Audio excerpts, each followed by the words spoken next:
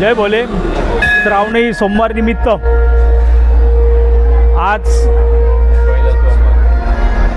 अमरनाथ सेवा संघाच्या सूर्यकांत धायबर यांच्या मार्गदर्शनाखाली गेली 26 वर्ष या ठिकाणी भंडारा आयोजित केला जातो. खिचडी, केळी, खजूर, राजगिरा लाडू आणि चहा या उपवासाच्या पदार्थाचं या ठिकाणी वाटप केलं जातं. गेली 26 वर्ष अमरनाथ सेवा संघाचे सर्व कार्यकर्ते या ठिकाणी तन मन धनाने सर्व योगदान आपलं देऊन हा कार्यक्रम मोठ्या उत्साहाप्रमाणे साजरा करतात.